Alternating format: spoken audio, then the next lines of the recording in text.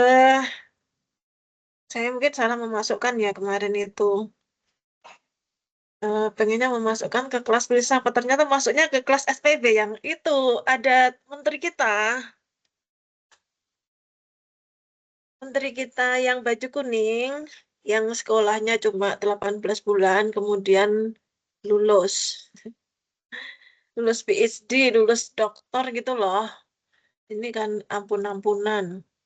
Dan ternyata, oh, jadi di antara dosen sendiri itu ada pro dan kontra. Eh, yang kontra itu biasanya yang ini, yang apa konservatif. Yang pro ini terobosan baru ini. Terobosan baru sehingga sekolah dokter itu bisa hanya 3 semester gitu kan ya. Nah, nah, itu kan wah ini em, disertasinya itu gokil bilangnya gitu. Saya sih pesimis. Kita di sini belajar berapa nih baru 1 semester ya. eh, Berapa langkah kita bisa buat untuk kemajuan penelitian kita.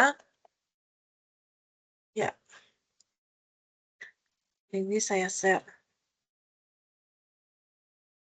Share-nya screen. Screen ya. Screen atau window? Screen ya. Nah, hari ini kita pelajari tentang eh, etika. Etik.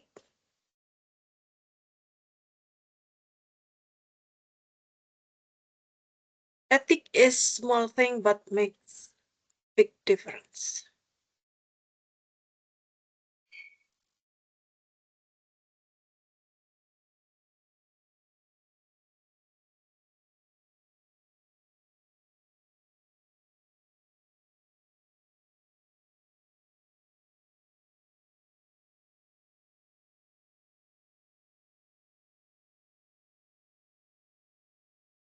Ya, etik is little thing but make big difference.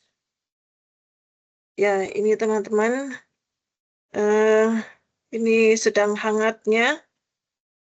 Beberapa waktu yang lalu kita sudah mendengar kabar bahwa eh, kolega pemerintah pemerintah waktu itu apa sebelum jadi menteri itu apa ya? Ya menteri lah. Sebelumnya kan menteri. Terus ganti periode juga menteri juga. Nah, katanya sekolah. Kemudian sekolah S3 di kampus yang terkenal, nomor wahid gitu sekolahnya. Kemudian, nah, kita mendengar kabar bahwa setelah melakukan eh, open ini defense gitu ya, ternyata sekarang ini statusnya ditangguhkan.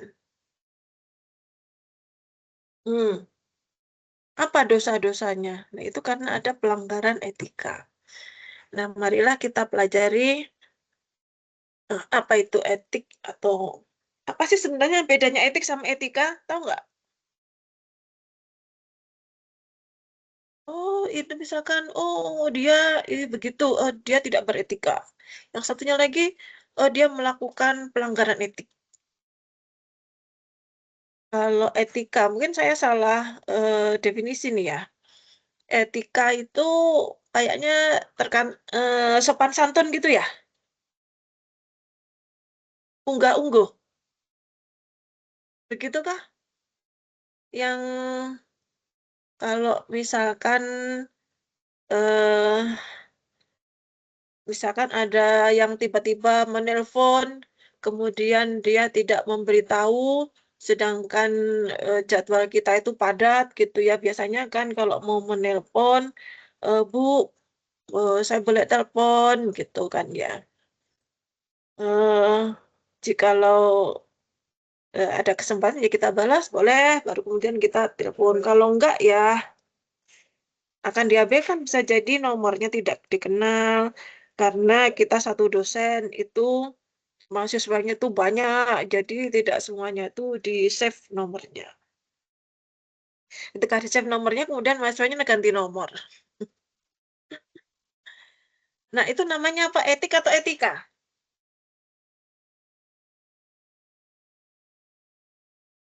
Contoh kayak gitu. Halo? Eh, orangnya kemana?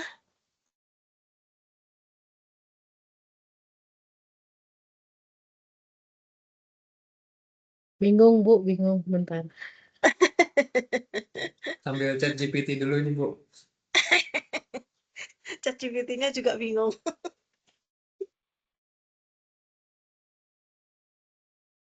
Atau ada seseorang meminjam sesuatu dari kita. Dipinjamnya itu dalam keadaan bersih, gitu ya. Setelah dikembalikan itu kotor, nggak dibersihkan dulu. Waduh, ini kita mau pakai ya harus kita bersihkan sendiri nih. Wah, ternyata dianya mah nggak beretika nih. Lain kali jangan dipinjam lagi. Misalkan demikian. Terus kalau misalkan ada mahasiswa sedang ujiannya itu dinyatakan close book, close note, no internet, tapi kemudian secara diam-diam dia menggunakan smartwatch-nya. Nah, itu apa tuh? Pelanggaran etika atau etik? Misalkan nih, ada yang dari Jogja tuh. Aku soalnya udah pernah ngerjain pengamen. Karena ini kurang kerjaan. Ngerjain pengamen. Habis gimana ya? Kita mah eh kitanya sedang makan gitu ya. Sedang makan di lesehan. Kemudian lesehan itu kan biasanya pakai tangan gitu mah makannya.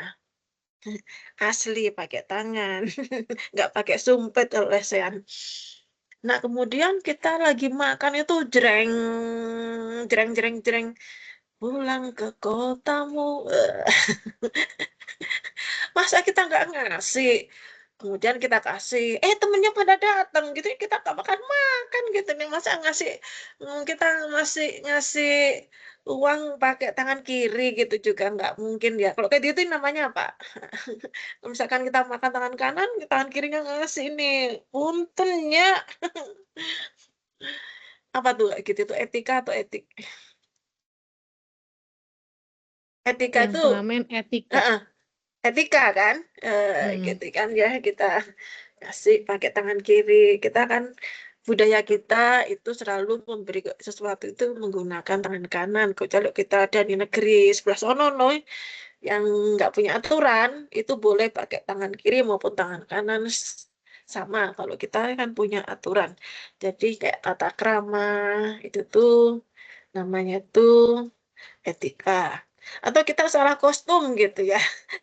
Salah kostum, seharusnya itu pakaian ini harusnya pakaian seragam, kemudian kita lupa apa nggak pakai baju seragam. Nah, ini nggak beretika nih.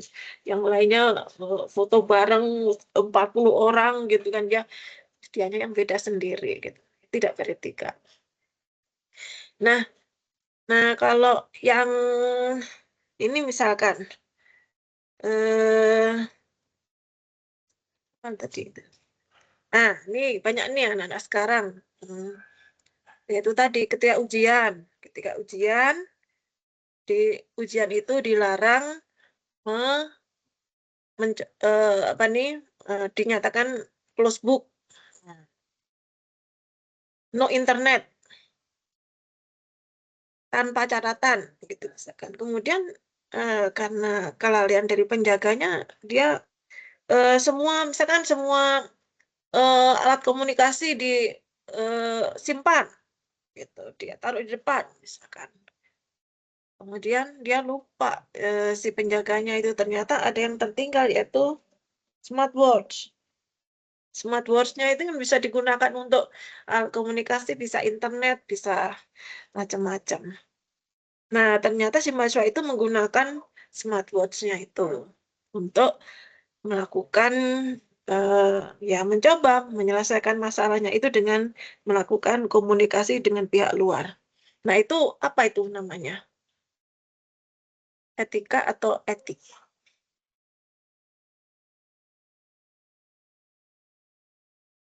Izin jawab, Bu. Et- Mungkin Ya, etika, Bu ya. Etika dalam ujian gitu ya. Atau gimana, Bu? Soalnya kalau etik ya, etik kayaknya. lebih ke apa? Profesi gitu ya. ya, etik itu. Profesi sebagai murid gitu, Bu. Ya, jadi etik gitu kan. eh Kemarin itu ada banyak pelanggaran etik yang dilakukan oleh penyelenggara negara gitu sampai ada Garuda Biru. Garuda Biru itu kan pelanggaran etik berat terhadap undang-undang dasar negara. Ini kan bukan hanya masalah satu dua orang berkehidupan kebangsaan, ini lebih dari sekedar profesi gitu ya, perjanjian hidup berbangsa bernegara itu dilanggar, itu pelanggaran etik berat. Nah, kira-kira begitu ya. Kalau etika itu mungkin saya akan perbaiki itu kalimat yang ada di sana supaya nanti itu lebih jelas mana etika mana etik. Etik ya, jadi em, ada yang etik, ada etiket gitu ya. Etiket, apa lagi etiket itu gitu ya. Etiket itu misalkan kita makan di meja gitu ya, makan internasional lah gitu, sendoknya macam-macam, piringnya macam-macam, ada mangkok. Nah, eh bagaimana kita menggunakannya nih? Ini ada serbet, ada serbetnya ada berapa ya? Kemudian ada ada mangkok, ada garpu, ada pisau. Nah, mana nih caranya? Gimana sih kalau misalkan kita misalkan makan di suasana internasional, kemudian ada yang pakai jas, formal banget gitu ya, duduknya itu diatur. Itu apa ini? Jadi kalau kayak gitu ada table manner, istilahnya tuh table manner. Jadi ada tata cara untuk makan. Nah, itu namanya itu ada lagi nih etiket nih. Etiket tata cara makan malam. Macam-macam lah nanti etiket etiket itu. Jadi ada etika, ada etiket, ada etik. Kalau etik itu ada moral, ada ini unsur moralnya di sana. Kalau etika itu tata krama, sopan santun, itu moral bukan? Hampir sama ya. Tapi kan efeknya itu lebih berat ke etik daripada eh, etika. Etika itu perjanjian. Jadi kalau etik itu common sense. Common sense seluruh dunia itu bisa jadi sama. Tapi kalau sopan santun kan beda ya. Ya, aku ngasih tangan kiri kanan kemarin itu di Eropa, it's okay gitu ya. Terus kemudian duduk, duduk, aku sampai shock gitu waktu diajar sama guru Amerika, sama dosenku yang di S2 dulu, kakinya diangkat ke meja, toeng, ya mereka kayak gitu kok nggak apa-apa kok. Ya, ya itu etika aja sih. Perasaan kita nggak enak karena budaya kita nggak seperti itu. Nah, kalau etiket itu etiket ya gitu kayak table manner itu caranya. Gitu ya kira-kira. Kalau etik itu moralitas, etik, etik, etik it's small thing but make big difference. Nah, em, Lah, aku males ini mau menayangkan gitu. Mau menayangkan atau ini ya, bisa dibaca sih. Aku soalnya kangen. Em, ya ini peristiwa yang diberikan contoh oleh pemimpin kita yang contoh yang tidak baik. Yaitu dia melakukan pelanggaran berat. Jadi, yang saya masukkan itu udah nyambung belum ya?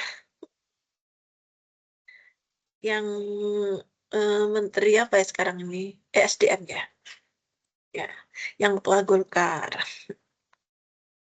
Yang caranya mendapatkan itu tidak sesuai dengan tata cara di Golkar sendiri. Nah, itu sudah melakukan pelanggaran-pelanggaran yang di internal sana, di intar partai itu. Kemudian, ya itu di dosen sendiri tuh di sini di ruang istilahnya tuh secara digital, weh ini nih hebat nih, orang ini punya terobosan.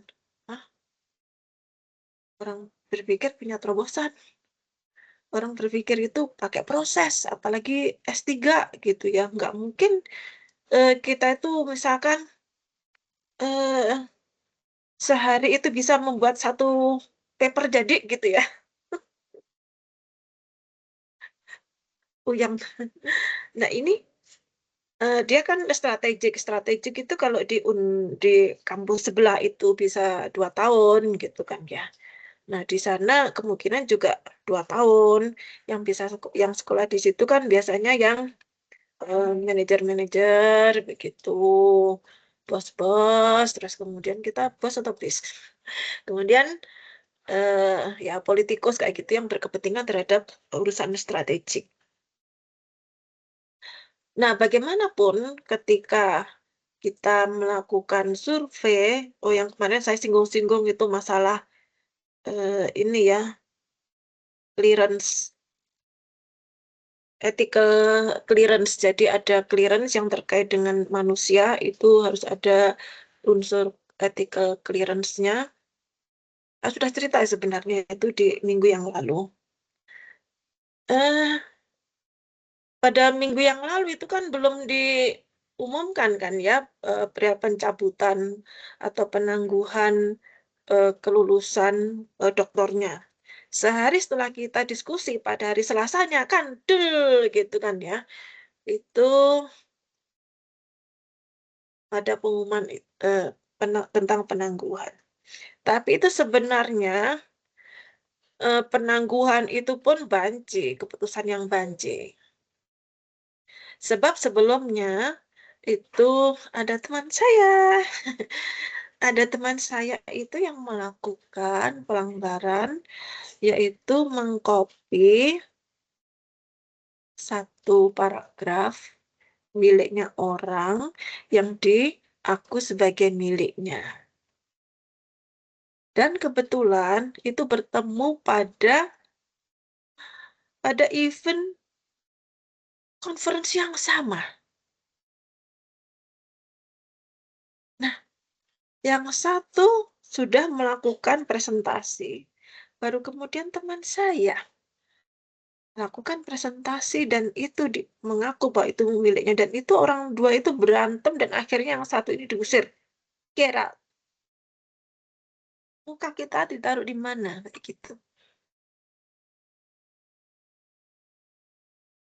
Jadi jangan sekali-sekali mengaku pekerjaan orang itu menjadi pekerjaan kita.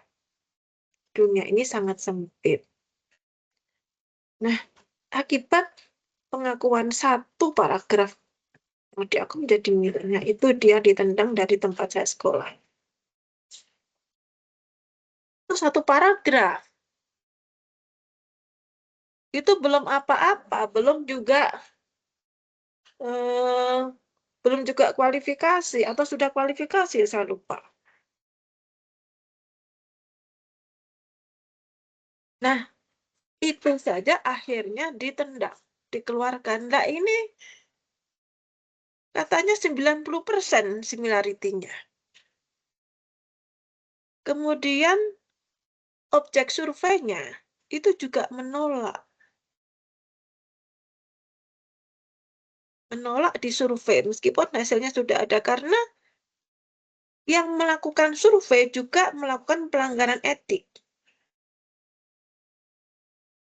Nah, sebelum melakukan survei, datanya itu kan menjadi konfidensial. Ini antara pengakuan dengan realita itu menjadi berbeda. Nah, ini kan juga yang disurvei kan bisa jadi membatalkan hasil surveinya. Mas, ini di mana ini Mas Haswin ini? Di kampus? Halo Bu, di ini Bu, lagi dinas di hotel di kantor. Oh ya sudah, tak pikir di kampus itu banyak Nah pohon. Bu, Kalau di sini hujan, di sana kok berani-beraninya di luar. di Jakarta ini kok Bu. Ya, oke lah. Nah, yang satu paragraf itu sudah di cut off. Mengapa yang 90% itu similaritinya 9% itu hanya ditunda? Ketidakadilan terjadi di negeri ini.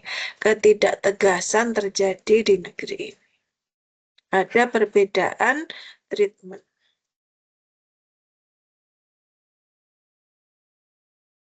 Sedih. Jadi saya tuh seneng, ditunda nih, mungkin dicabut gelarnya kayak gitu. Ternyata enggak, hanya ditunda doang. Pikirku kemarin itu dicabut gitu ya. Kalau dicabut sih, itu emang seharusnya. Karena tidak memenuhi syarat itu. Terus kalau ditunda apanya? Ketidakadilan terjadi. Nah, itu satu faktor. Nah, dalam kerangka sekolah kita ini, kita akan melakukan banyak publikasi. Itu yang harus hati-hati, teman-teman. Gambar itu yang kita ambil, sudah diajari belum sama Profesor Rizal? Enggak ya? Enggak diajarin tentang etika? Belum, Bu. Mungkin belum ya? Misalkan ada gambar di internet itu banyak gitu kan ya. Atau kita ambil dari referensi utama karena kita mengacu di situ. Apakah kita boleh copy and paste? Cut and paste? Meskipun itu menjadi referensi utama dan kita kasih embel-embel referensi. No way. Tidak boleh. Harus izin.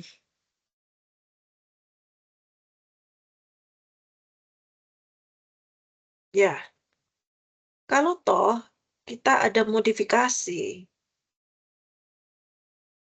Hanya kita itu bikin buku itu lama, bikin paper itu lama. Karena kita nggak boleh copy and paste. Kalau toh kita ambil, kemudian kita modifikasi dengan sistem kita yang baru, algoritma kita yang baru, ya pengembangan dari yang sudah ada. Memang kan penelitian itu tidak mulai dari nol. Kita kemarin sudah belajar cari akarnya, gitu kan ya. Nah, kita itu hanya bisa menambahkan diadaptasi.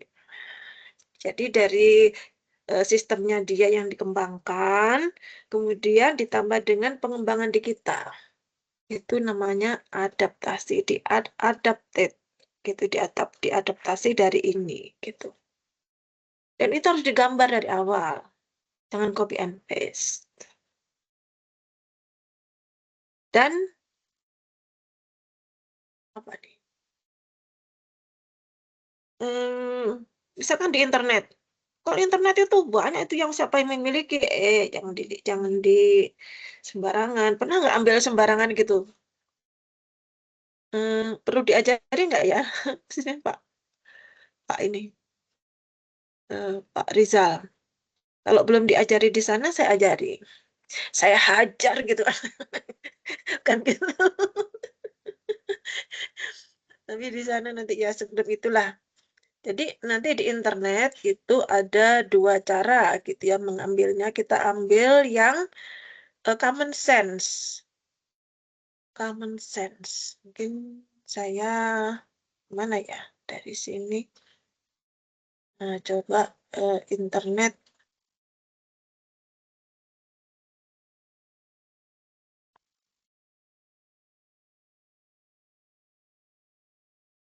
Misalkan gambar apa ya? Google. Gambar apa nih? Drone.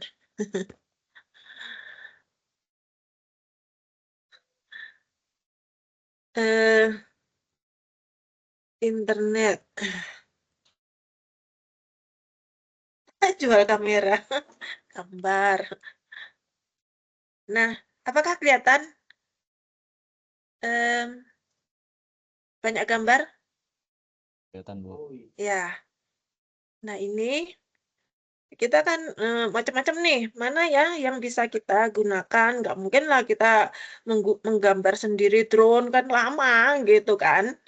Mana sih yang bisa kita ambil? Kan kita misalkan untuk daerah pertanian, untuk melakukan sensing, kita tidak hanya menggunakan radar, kita bisa gunakan drone. Nah, ini supaya kita selamat, kita ini ada titik 3 ini ya. Kok keuangan sih? Kok keuangan sih? Mau bikin demo malah bingung nih. Alat. Nah, alat ya kemudian usage right. Nah, tampak ya di sini usage right. Ini ada not filter by license, lisensi Creative Commons dan komersial lisensi Diane. Bahasa Jawa. Ini Java language nih. Nah, kita yang free, yang boleh gitu ya, itu kita gunakan yang lisensi Creative Commons. Nah, ini. Nah, beda kan tampilannya? Nah, ini free. Ini silahkan gunakan. Ya, lisensi Creative Commons. Gitu. Jadi kalau misalkan ada yang susah, gambarnya rumit, ya sudah kita gunakan misalkan optical network. Apa Mbak? Punyanya Mbak ini optical data network gitu ya misalkan.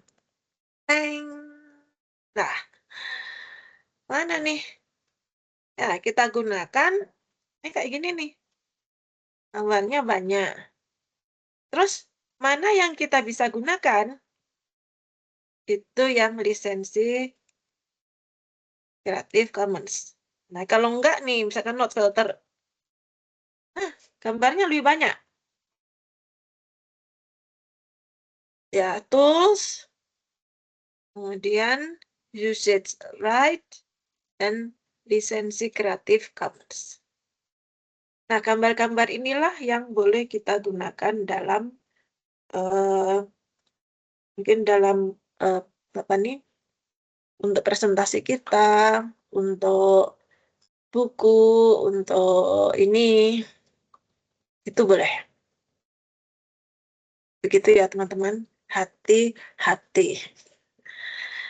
Paham ya? Siap, Halo? Bu. Ya, sip Iya, ya. Bu. Ya. Ada pertanyaan ini mengenai ini? No.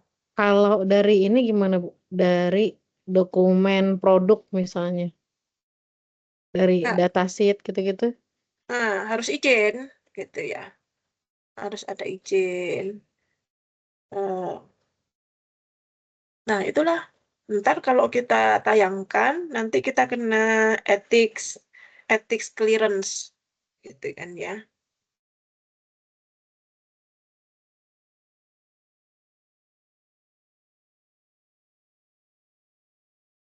Ada permit. Itu selama nggak dipublikasi umum kan Bu?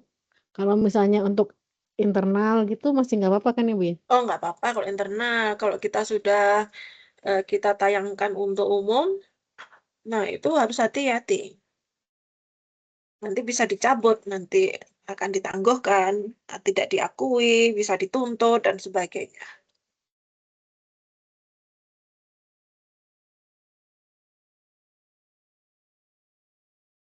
Oke, ini yang ringan-ringan dulu nih. Kemudian, ini terkait dengan etik, kalau kita kembali ke sini.